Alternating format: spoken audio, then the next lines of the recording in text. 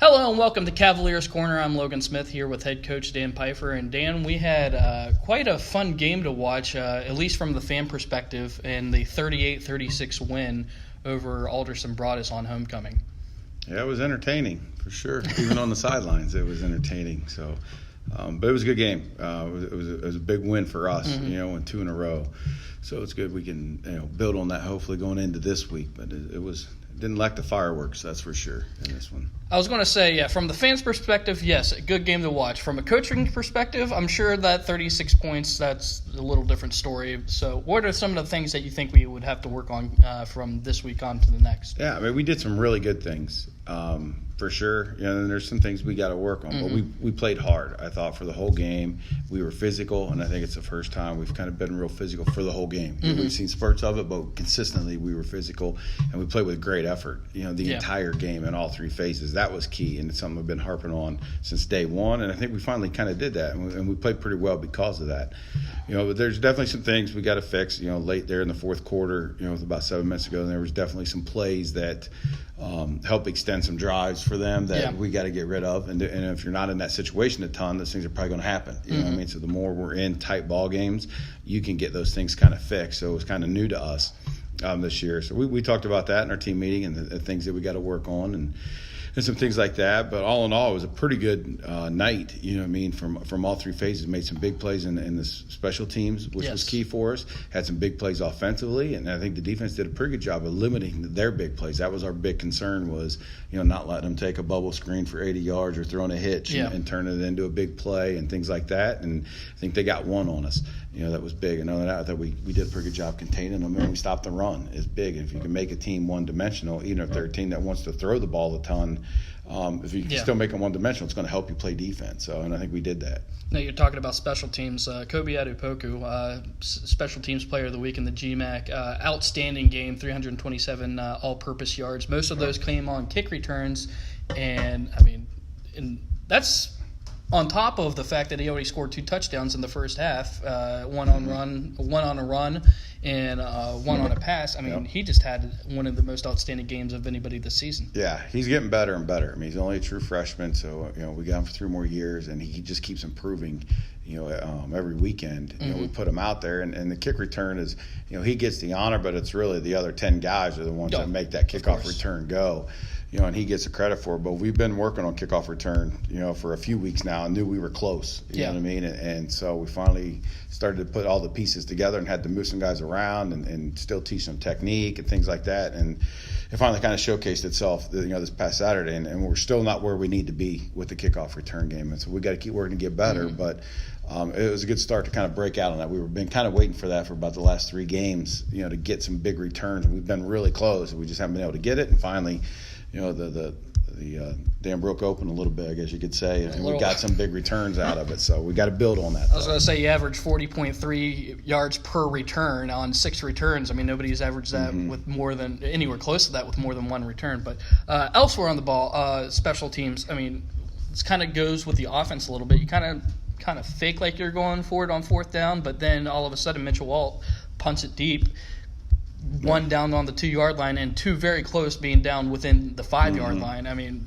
That's got to be a new wrinkle, right? Yeah, that's something we've been working on. You know what I mean? We just haven't really needed it in games to this point. They had a pretty good punt returner too, and so we didn't want him getting his hands on it and just giving him a chance. And it's thought we got good enough at it now where we could rep it, in a game and do it, and thought it could be a weapon for us and pin them deep and not let them get a return. And so it worked out well for us. I think we did it 3 times, and it's something we'll continue to do if it presents itself and it's there, that we can do and have that ability to do. So that was huge in the game for field position for sure. And aside from that, he had a pretty solid game as well. Completed the majority of his passes. I believe he only missed 2 of them, and the running game took off once again. Yep. Yeah, right now we're still working on the passing game. We got to get better there and do some things. And we are, we're getting better every week. It may not show on Saturdays quite yet, but we are getting better, and we got to improve there. And we're going to be a run-first team, no matter what we're doing. And we've done that, and that's going to help the passing game too, if we can keep running the ball that way.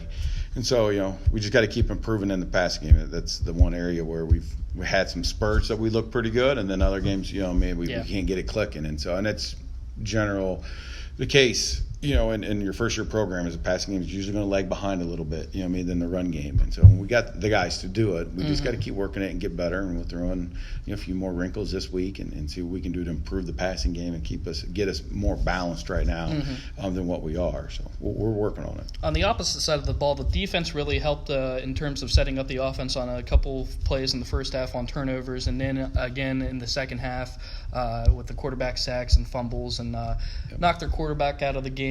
I believe that was Morgan Trust on a wonderful play on his part. And then the interception, the first one all year.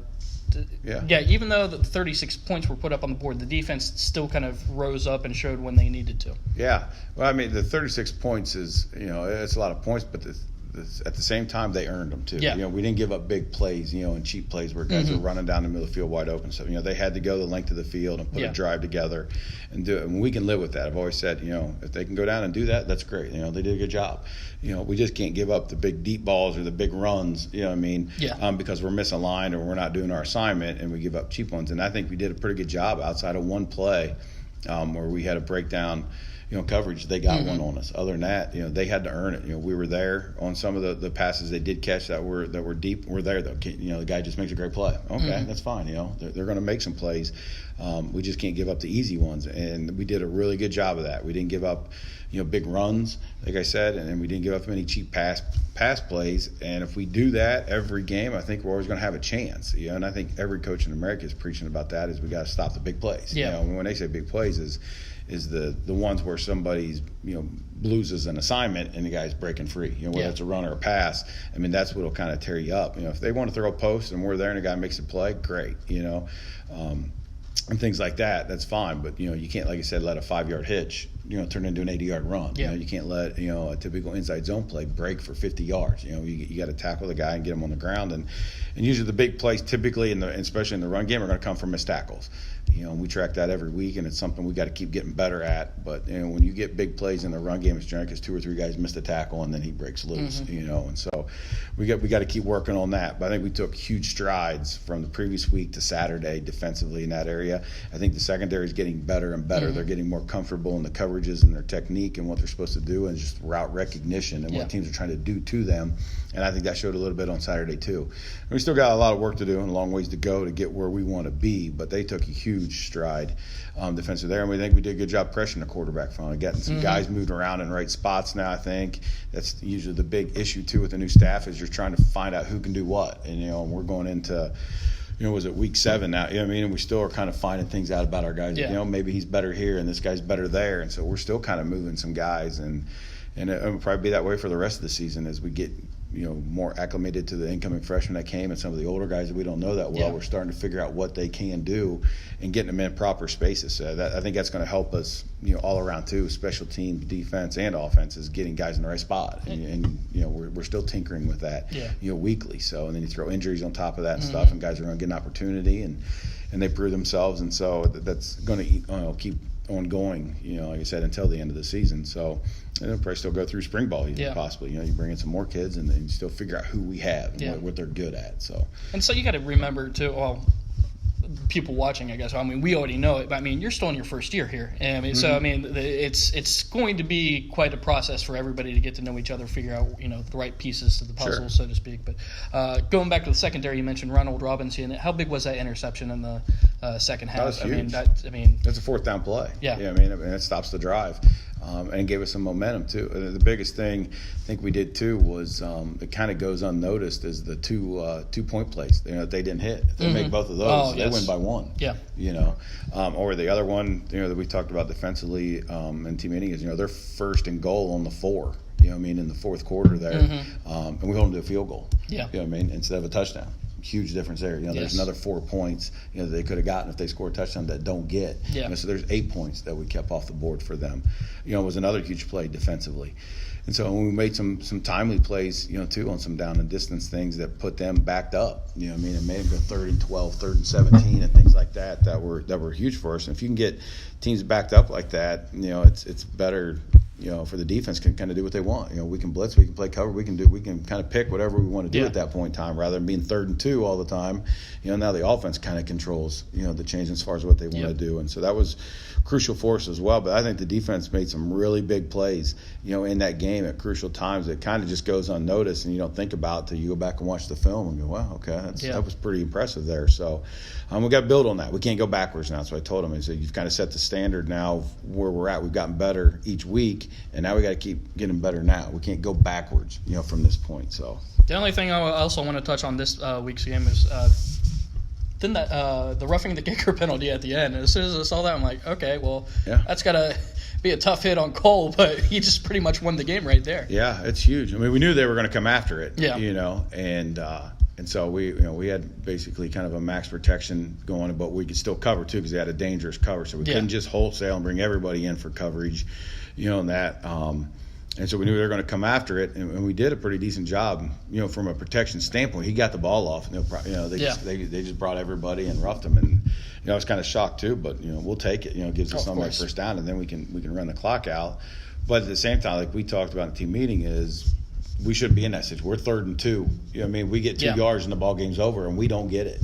We know what they're going to do. They're going to be aggressive. They're going to get off the ball, come flying up the field, and stop the run. And we have to run it, and we don't do our job. We're late off the snap, and the guy beats us, inside, and now they get a big play, and it's the first time he said we've really been in that situation. We've had to go get a first down to win the game. We haven't been there. And so hopefully we learn from that now. If we get into that situation, we can handle it. Okay, I know what we're going to do here. We know what they're going to do, and we got to go execute it. So we could have stayed away from that punt situation, but that was huge. Yeah, them roughing the punter, basically, helped us end the game at that point in time. Next week, got Hillsdale. They're coming off a loss of Findlay. What are we looking at going up to Michigan again? It's going to be a tough one. They're probably very similar to Findlay, I think, in that the one thing you're going to get out of them is they're going to play hard. That they're going to be physical. They're strong guys, and they're going to be very disciplined, and sound, and they're going to make many mistakes. That's what they want you to do. They're going to count on you to make mistakes. They want, your DBs and stuff peeking in the backfield so they can take a cheap, play action throw and throw it deep. They want, your quarterback or somebody looking somewhere else, and they're going to do something different. Whether it's a stunt, blitz, different coverage, whatever. They're going to be aggressive and try to take away the run game. And then play pass at the same time, and they're good at it. They're very disciplined. They don't make a lot of mistakes. You have to go out there and beat them. And that's why I told our guys we got to go out there and beat them. They're not going to hand us. They're not going to turn it over 5 times and things like that. They're going to make us earn everything we get. And so anytime you play a Hillsdale team, you're going to have to go there and beat them. They're not going to give you anything. And so if we play a really good football game and do what we're supposed to do, we can make it interesting and see what happens. But we can't have the mistakes and things like that because they will capitalize on that. So we got to be a disciplined football team this week in all 3 phases. Do our jobs and can't get caught peeking and cheating, and that's when they're going to take advantage of something. And it's even in the special teams game. They've ran fake punts, they've done onside kicks. They're going to do some things like that. They run reverses offensively. They're going to take some chances. They're going to watch for you to make that mistake, and when they catch you leaning, that's when they're going to run it and do it. And so we got to be disciplined, for 4 quarters. Well, definitely looking forward to it, and good luck during this next week's game. Thank you. For Dan Pfeiffer, I'm Logan Smith. Cavaliers play at Hillsdale this week, and then they'll return home against Ohio Dominican the following week. For Dan Pfeiffer, once again, I'm Logan Smith. Go Cavaliers.